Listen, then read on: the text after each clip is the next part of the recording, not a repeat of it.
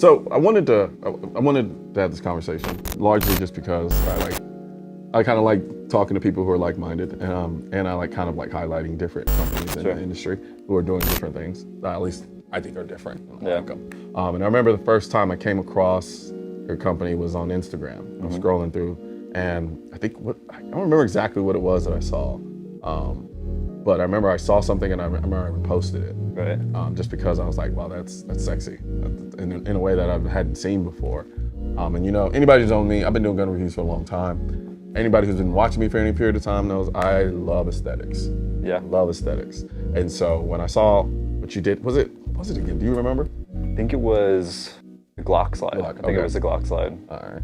Yeah. So now, if anybody were to ask you, okay, what is AeroKnox? What are they about? What's the goal? What's the mission of the AeroKnox brand and company? My goal, I guess my mission is just to create cool stuff. I like things that I know every gun company would probably say that. Just create cool stuff.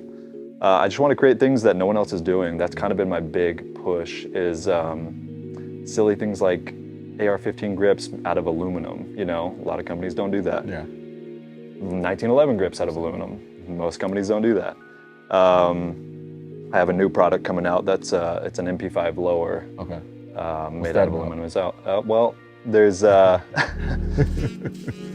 I bought an MP5 about 7 months ago. My first MP5. I've been messing with AR-15s, Glocks, 1911s, AK-47s forever. It's like, man, no one's really done anything with the MP5. So I bought one, and the first thing I noticed was the lower. The lower is made out of plastic.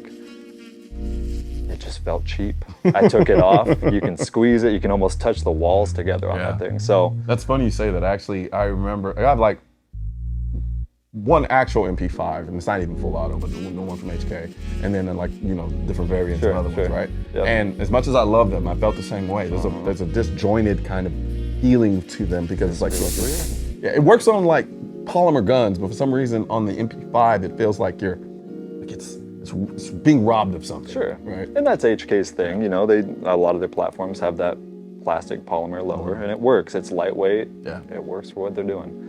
I just wanted something a little more quality, so designed a billet aluminum lower that accepts AR-15 grips, and it's got some cool little features built into it. And I just try to do something a little different, that a lot of companies aren't doing. Gotcha. So right now, basically I could take your AR-15 grip that you make and I could be able to throw it on to there. that lower. Right, you could throw any of them on there. Gotcha. Anything without that little beaver tail on the end. Okay. So it is designed with that in mind. Because it's got its own little beaver tail built into it. Okay. And so what was your very first product? My very first product, I think, was a muzzle brake. I do believe. I think it was, I teamed up with a guy in the Netherlands. He was a great designer. We did that together. That was my first attempt at working with someone as well. It was two designers trying to work together. He was a great guy, amazing designer. It just didn't work out business-wise. But that was my first go at it, and from there, just kind of took off. I think the Orion grip was shortly after, and I have too many products to even think about at this point. So what was it about, from your background perspective, what kind of got you into this point where you're like, hey, I want to start making cool stuff in the gun world? I was an 18-year-old kid looking for a job, and I got a job at a company called Vantron Engineering. And that was my first introduction into CNC machines. That was the first time I ever saw one. And I was like, man, this is cool. Like, I have to learn this thing. It just seemed like witchcraft to me that you could take a block of metal and turn it into anything you wanted. So from there, I taught myself as much as I could at that company. I was what we would call a deburr bitch there. So I would take the parts that come off the machine and polish them up, get them ready for the next stage. But I'd go home and teach myself as much as I could about CNCs, and basically learned enough to bullshit my way into a job in an aerospace company. So did that. We made stuff for Boeing and Rolls-Royce jet engines and NASA. Freaking awesome. Did that for about a year. And then Primary Weapon Systems called, and they were like, come machine with us. So I went over there. I didn't know that. I think I was 20 at the time. Okay. And started when they were very small. They blew up very, very quickly. And learned a lot there. That's when I started teaching myself design. So started doing CAD design, started designing my own things on the weekends. First thing was a handguard.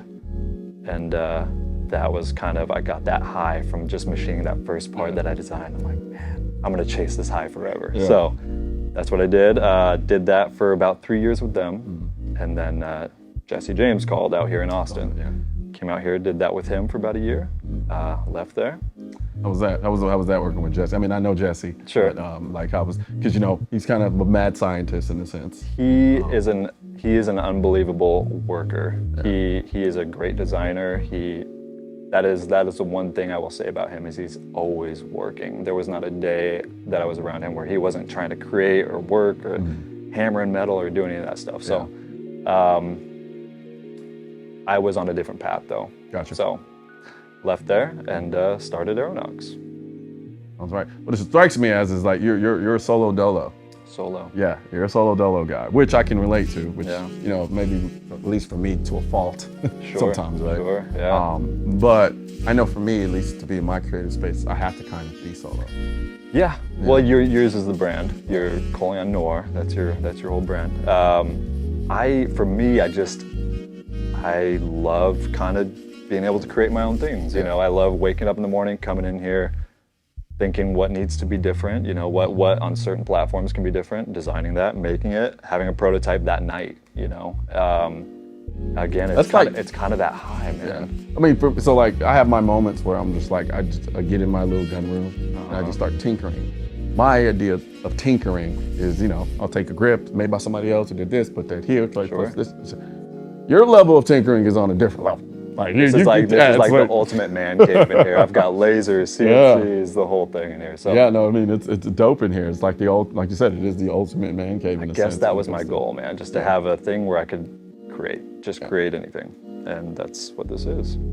So if you had to give your kind of design language a description, because I like when I look at the stuff you create, there's a consistency there. I don't really know how to explain it. I just kind of know when you see, like it's like its own little aesthetic signature, so to speak. Right. I don't even know if I can explain it. I think I just designed the first thing and it snowballed from there. But it's kind of, I would describe it as futuristic modern. Yeah. But not too corny. Like some of that futuristic stuff gets a little. It's not like 80s futuristic. No. It's like that, like legitimate. It's modern. Yeah. Clean and modern. I didn't want to go overboard with a lot of the stuff. It's clean. I tried to keep it.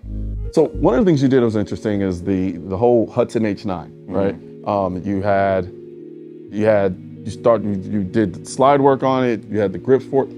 What was it about that particular platform that made you want to start doing stuff for it? Because it's not like a Glock where there's like everybody's usually kind of focused on the Glock aspect of it. So what was it about the Hudson H9? I think it goes back to what no one else was doing. With the Glock thing, it's great. It's a great market, but there are a ton of Glock slides. I mean, there a ton. Yeah. The Hudson came out, amazing gun. It looked beautiful. I think it was the Taka Shot Show that year. Yep. I don't remember what year it came out. I don't either, honestly. I think it was maybe 18. Is it? Somewhere around there. Actually, you might be right. I think it was 18. Maybe. Yeah. But I saw that and I was like, man, that is a beautiful gun. Yeah. So naturally, I was doing the 1911 grips, and I'm like, how can I do that whole stealth thing with those grips? So that's kind of where that started. Okay, so that style grip started with the 1911. Yes. Okay, because I stole this one from you. Because I remember seeing this. Yep. As you can tell, I have rat braids. I'm all over the place. That's fine. So I remember I saw this one, and I was like, I gotta get my hands on that thing, right? And I'm in Austin a lot, so came in and kind of grabbed it. I actually did a video on it already. I just haven't released it. Right. And so I brought it back, but the grip started. Yeah, you almost didn't get it back. So this initial grip style started with the 1911 platform. Yep. And that's called the AX 1911 Stealth Grip. Okay. So I was making those quite a while back. That was one of my earlier products. And so I saw that H9. I was like, this deserves those as well. You know, let's see what it looks like. Yeah. So I tried that out. Looked cool. And then I saw the slide, and I'm like, what can we do to this slide? Yeah. Let's cut it up a little bit, tastefully. So that's what we did with that. And I think that's why I brought this bad boy here. Because I remember you sent me these grips. You sent me the grips for it. Because I remember I saw it, I know for me with the Hudson H9, I felt the same way you did. Yeah. You know, I was like, wow, that's like, it's refreshingly different. Yeah. You know, with the new age 1911. Exactly. And I remember it was at SHOT Show, everybody was talking about it. And I was like, I got to get my hands on it. Yeah. Right.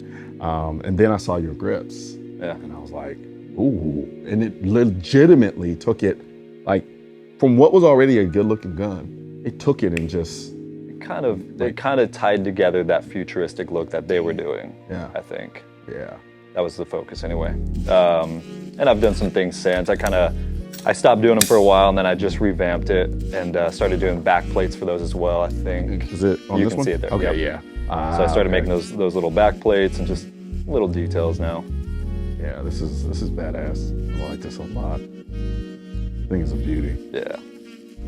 But unfortunately, yeah. The company went under. They were a Texas company as well, but yeah. Yeah. But nonetheless, I mean, you know, I wonder, the gun market doesn't really kind of act like the watch market in a lot of ways. I used to kind of analogize it, but it's not quite the same, right? Sure. You know, like something like that happening to something so highly coveted, company goes out of business, prices on that thing skyrocket, can't get them anymore. Which I don't even know if are the Hudson H9, are they commanding a premium right now at all? They're hard to find. Gotcha. I know that. I don't know if they're a premium, but I think they're hard to find. Okay. Because you started doing, how soon did you start doing the slide work? How long ago was that? On the H9? Yeah. I mean, it was right after I did the grips. I mean, it was right after I finished those grips, and let's jump onto the slide.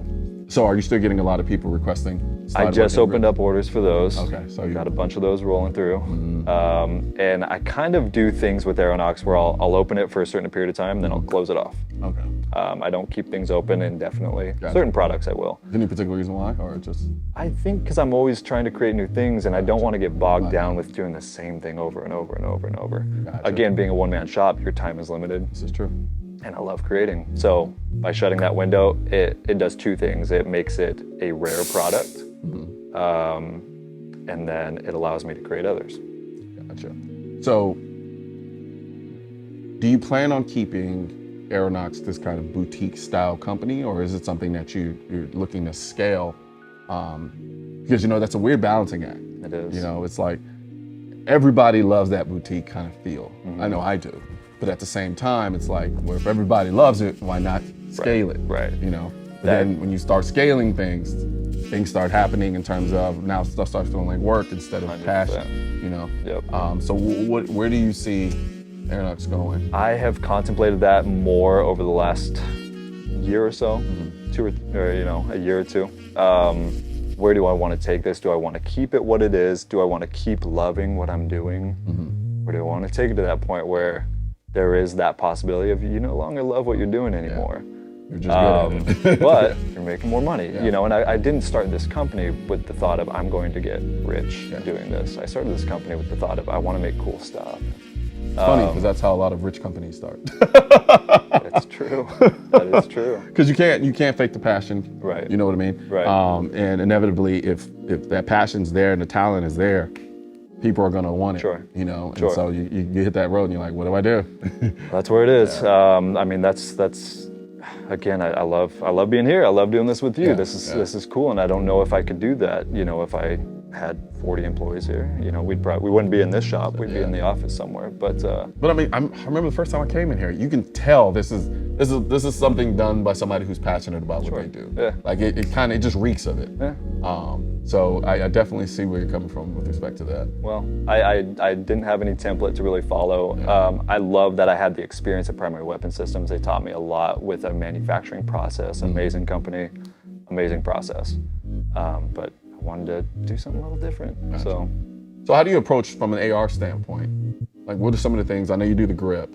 What else do you do as far as? With the AR, I do pretty much all of it. I do the grip, I do the lower, I do the upper, I do the handguard, I do the muzzle brake, I do 4 different variations of hand stops and grips, I do grip panels. I mean, I kind of do everything on there. So is there going to be like this full blown AeroKnox? There is an rifle at some point? AX-15. Okay. I was doing 80% lowers. I was trying to keep, again, where I am a one-man shop, my time is limited. Yeah. So to avoid a lot of the paperwork, I was doing the 80% lowers. Gotcha. That is no longer, Yeah. unfortunately, our administration. Yeah. But yes, I will be offering a full AX15. Gotcha. Now, is there anything else on the horizon that I'm not aware of that you got going on that you can talk about that you may be getting into? I have some very cool stuff on the horizon. Even non-gun stuff. I don't know, because I mean, you have a very entrepreneurial mind from that standpoint. So I know you always kind of There is a non-gun related company that I'm starting. Okay. It is it's gun related. It's okay. But it is it's different. It's definitely not Have a you put gun yourself farm. under an ND that you can't tell us what it is, or are you Just trying to keep it hush for Gotcha. a little bit longer. It will be coming. I promise you. All right, that's cool. That's cool. What's up? But AeroKnox will always be. I'll always be creating. I love doing what I'm doing here, so that will always be. As far as new projects with AeroKnox, MP5, that's a big one. I'm diving into that pretty hard, just because again, there's not a lot for them. Yeah. There's not a lot of aftermarket stuff, so I want to put that AeroKnox style on it. Is there any other platforms or any other specific guns out there that you're like, okay, I think that needs that AeroKnox touch at some point? Nothing I've seen yet. Yeah. Nothing I've seen yet.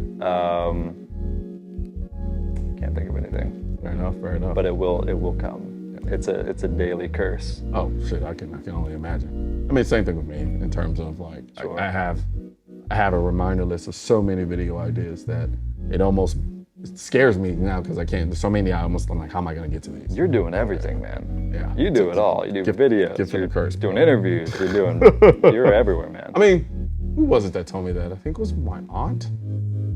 She goes, I remember one time she was like, you ever heard of, when I was younger, she was like, you ever heard the saying, jack of all trades, master of none? Oh, yeah. And she was saying it as a pejorative. And I was like, oh, no, I never conceptually really kind of heard that before. So she's like, yeah, it's someone who can do a bunch of stuff and doesn't master any one of them. Right. And for a while, I kind of was like, damn, I don't want to be that. But then I thought about it as I got older. I'm like, well, I can be really good at a bunch of stuff and then maybe not master one, but I'm still pretty damn good at a bunch of other things, which I think still has the same amount of value. So Yeah. that's kind of like, from my standpoint, even when it comes to shooting guns, I'm like, I want to be the Bo Jackson of the gun world. I want to be able to shoot the gun world. every man. platform at least well. Yeah. So that's kind of my mindset when I start doing things. That was kind of the same with this, man. I mean, every company you go to, they kind of have departments. So they have machinists, they have engineers, they have design, all that stuff, and it's kind of broken up. I was like, I want to learn all of it. Yeah. I want to know the metrology, I want to know the machining, I want to know the designing, I want to know the marketing, building websites, all of it. Which again, it strings you thin, but it's good to know all that stuff. So. Yes, sir. Well, nah, man, we appreciate it, man. Thank you for letting me invade your space. Thanks for coming in. Yeah, man. thank you for letting me borrow your gun, sight You're unseen. Yeah. But I brought it back, so hopefully that gives me some good favor when I take the next thing out of here. You can borrow the next one. You're in my good graces. No, but appreciate it, man. Yeah, man. Thank you. Right now, there's a culture war against the Second Amendment, which is why I need your help spreading our message to counter their message. You can help do this by leaving a comment, sharing this video, and click the bell and subscribe button. Let my voice be your voice and let them know you want to keep America tactical, because the right to keep and bear arms shall not be infringed wasn't a suggestion, it was a directive.